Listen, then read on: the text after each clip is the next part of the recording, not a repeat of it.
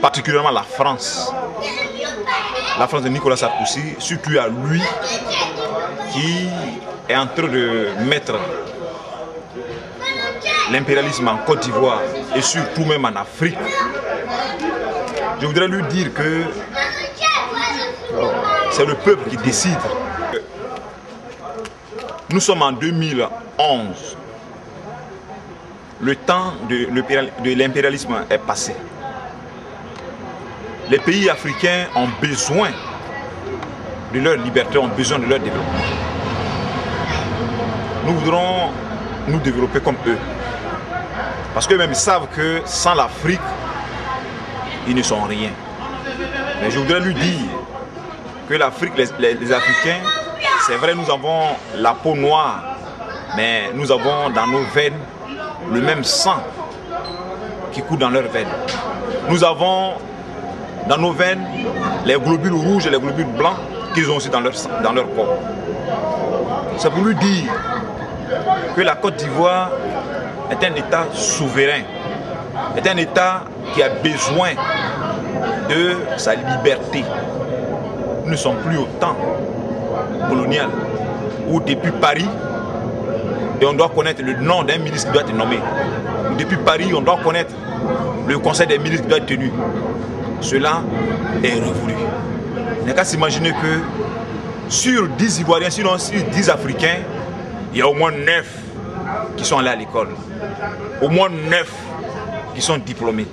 Les jeunes gens qui voient aujourd'hui qu'on dit que ce sont des délinquants, parmi eux, il y a des licenciés, des enfants qui ont des licences, il y en a qui ont des maîtrises.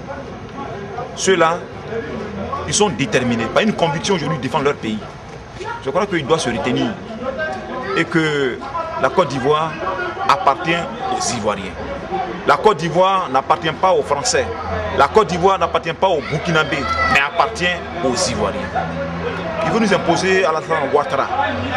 Alassane Dramane Ouattara est parvenu dans la politique ivoirienne parce que nous l'avons connu seulement en 90 où Houphouët-Boigny, pendant le temps de la crise ivoirienne économique, Houphouët avait demandé au peuple ivoirien qu'il voulait aligner les salaires des Ivoiriens.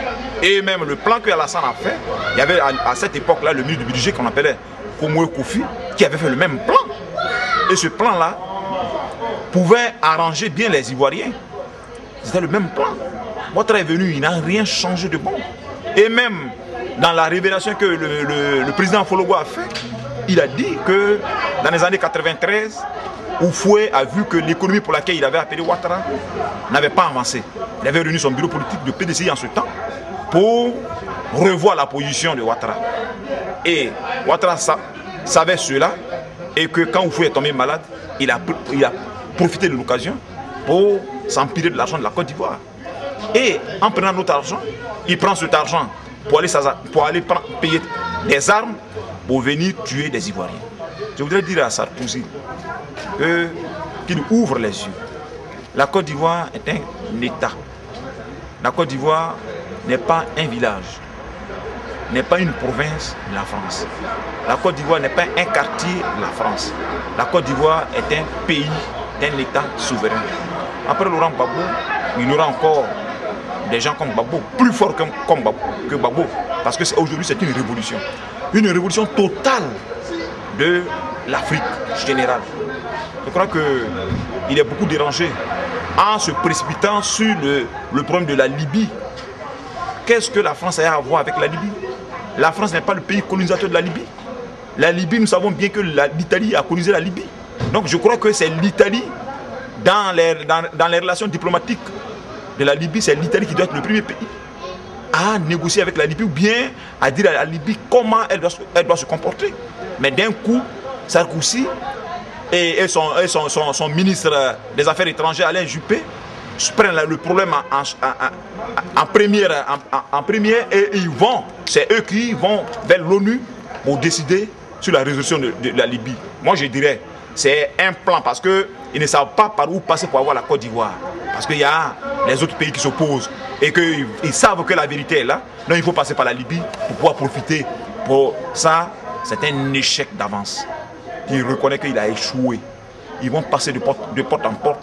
Ils ne pourront jamais mettre Ouattara au pouvoir parce que c'est un parvenu.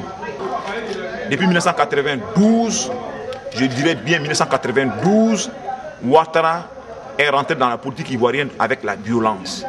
Parce qu'en ce temps, il avait donné l'ordre au temps de Robert Gueye, quand il était général, d'aller massacrer des étudiants dans les cités universitaires. Et ces enfants, beaucoup ont eu la mort là. Beaucoup ont été traumatisés, des filles ont été violées. Et quand Laurent Gbagbo, dans son temps, quand il était à l'opposition, qu'il a demandé qu'il y ait une commission d'enquête, après donc, le résultat de cette commission d'enquête, Houphouët-Boigny, qui était en ce moment le président de la République, a dit qu'il ne peut pas retenir son couteau contre lui-même. Et cela a dégénéré quand Gbagbo a proclamé une marche contre cela.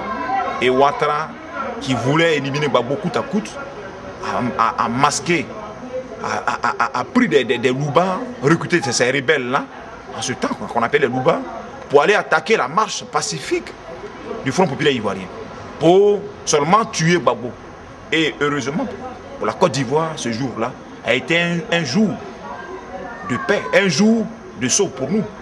Et que cela a permis qu'aujourd'hui, en 2002, jusqu'en 2011, nous a ouvert les yeux que Ouattara était venu en Côte d'Ivoire tout juste pour une mission, pour tuer les Ivoiriens et s'imposer à nous. Nous disons non à Alassane Dramane Ouattara.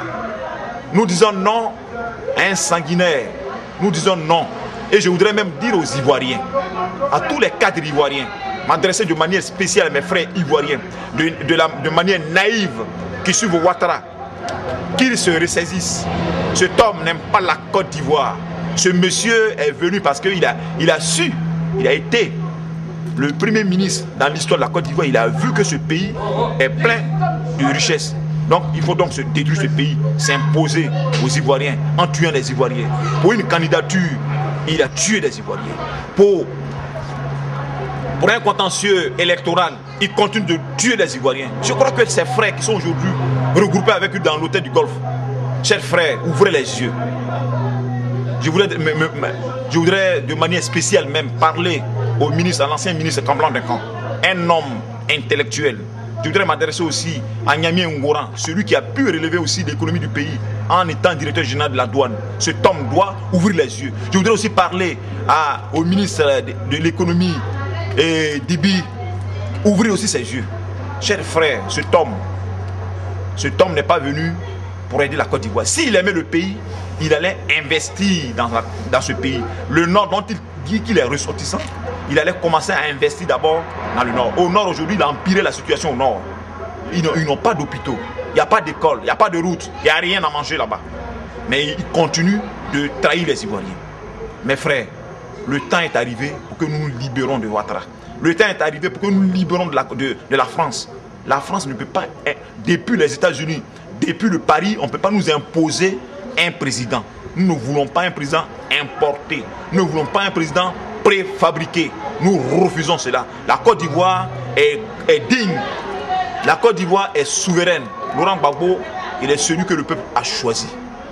Il a été choisi par le peuple et confirmé par le Conseil constitutionnel. Donc je voudrais dire haut le cœur que les Ivoiriens, partout où vous vous trouvez, chers frères, ouvrez les yeux et cherchez à comprendre la vérité aujourd'hui. Ce n'est pas un problème. Ce n'est pas un problème des élections, mais c'est un coup qui a été déjà préparé depuis 2002 pour nuire notre pays parce que sa richesse est trop énorme. Les gens veulent s'emparer, mettre la main basse sur notre pays. Ouvrons les yeux et faisons le combat pour la libération de la Côte d'Ivoire. Je vous en remercie.